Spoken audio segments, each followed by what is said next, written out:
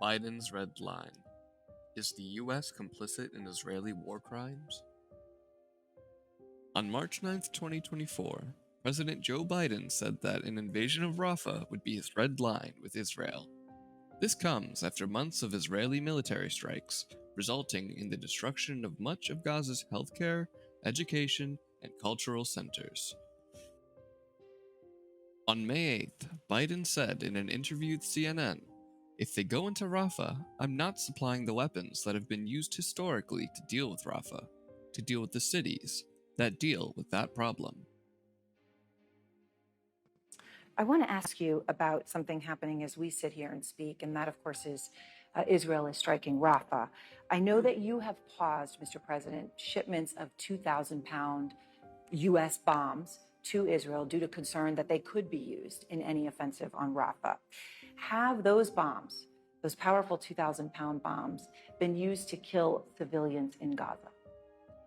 Civilians have been killed in Gaza as a consequence of those bombs and other ways in which they go after population centers. And I made it clear that if they go into Rafah, they haven't gone in Rafah yet. If they go into Rafah, I'm not supplying the weapons that have been used historically to deal with Rafah, to deal with the cities, to deal with that. We're going to continue to make sure Israel is secure in terms of Iron Dome and their ability to respond to attacks like came out of the Middle East recently.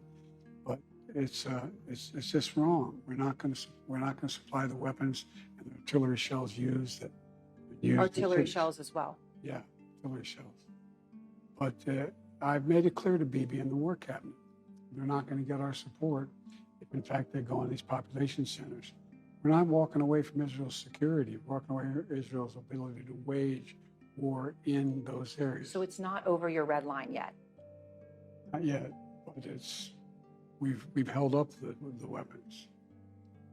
We've held up the one shipment. There's an old shipment that was been designed. We've held that up. On May 26th, an Israeli military strike on a, quote, Hamas compound, unquote, resulted in the deaths of at least 45 Palestinians and many others injured in a displacement camp in Rafah.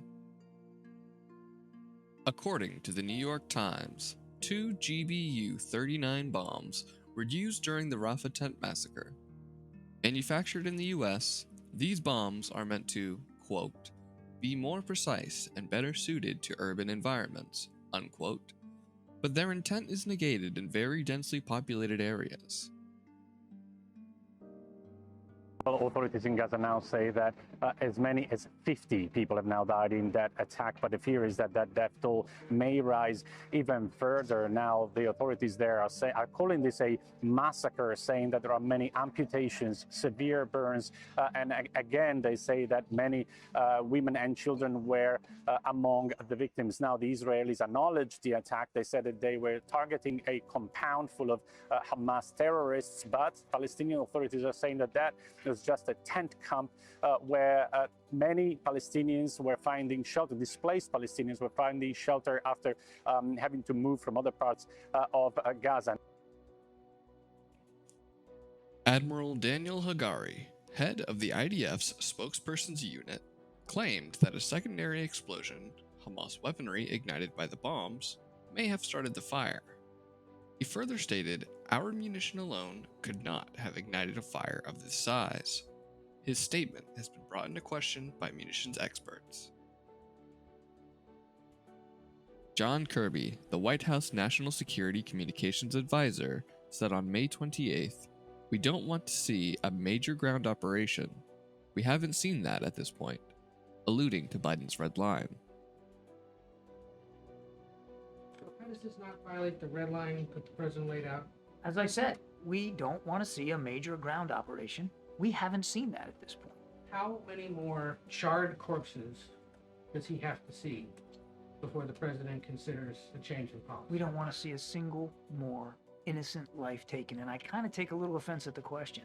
No civilian casualties is the right number of civilian casualties, and this is not something that we've turned a blind eye to, nor has it been something we've ignored or neglected to raise with our Israeli counterparts, including, Ed, this weekend as a result of this particular strike. Now, they're investigating it, so let's let them investigate it and see what they come up with. But the president doesn't have like a personal limit to this? The president has been very clear and very direct about what our expectations are for Israeli operations in Rafah specifically, but in Gaza writ large. We don't support, we won't support a major ground operation in Rafah. Meanwhile, Reuters reports Israeli tanks maneuvering within Rafah as Palestinians scramble for safe zones that will be shelled regardless of their designation. They are looking into it. They have been able to investigate themselves and hold people accountable in the past. We'll see what they do here. John Kirby, in regards to the IDF investigation into the May 26th attack. According to the World Health Organization, evidence shows that Israel's military campaign is systematically dismantling the healthcare system in Gaza. The staff of one of Rafah's only remaining hospitals are being moved to an annexed location after being shut down. This is following Israeli attacks that killed 2 Kuwaiti hospital staffers on May 27. Later that day, Al Jazeera reported that the Indonesian field hospital in Rafah had also suffered Israeli airstrikes, resulting in those seeking shelter being, quote, trapped inside the facility, unquote. Most of the wounded from the Rafah tent massacre were being treated here. 2 days after the Rafah tent massacre, the Euromed Human Rights Monitor reported, quote, Israeli aerial bombardment, unquote, in the same location as the May 26th attack. The bombing killed 7 civilians belonging to 2 families. On May 28th, the same day as the Euromed report, Al Jazeera also reported another 21 deaths and 64 wounded at an Al-Mawasi displacement encampment. Israel has since denied reports of the strike. All of this is after the International Court of Justice ruled on May 24, 2024, that Israel, quote, halt its military offensive and any other action in the Rafah governorate that could bring about its physical destruction in whole or in part. The court considered that, in conformity with the obligations under the Genocide Convention, Israel must immediately halt its military offensive and any other action in the Rafah governorate which may inflict on the Palestinian group in Gaza conditions of life that could bring about its physical destruction in whole or in part. On May 30th, an article by The Guardian details the falsification of the U.S. State Department's National Security Memorandum Report, or NSM-20, in favor of the Israeli government. NSM-20 detailed that there was no association between, quote, specific U.S. supplied weapons, unquote, and Israel's human rights violations. Furthermore, it found no prohibition of aid or restraints against its delivery into Gaza, despite the, quote, overwhelming view of the State Department experts, unquote, to the contrary. It is absolutely the opinion of the humanitarian subject matter experts in the State Department, and not just in my bureau, people who look at this from the intelligence community and from other bureaus. I would be very hard-pressed to think of anyone who has said Israeli obstruction is not an issue. That's why I object to that report saying that Israel is not blocking humanitarian assistance. That is patently false. Stacy Gilbert, former 20-year State Department official who consulted on the NSM-20 report.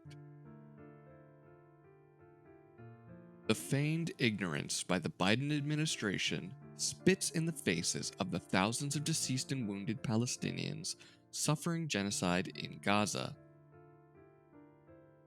Allowing a far-right fascistic government to conduct investigations of tragedies from its own brutal campaign is historical revisionism, a defining trait of American imperialism, as embodied by its stronghold in the Middle East.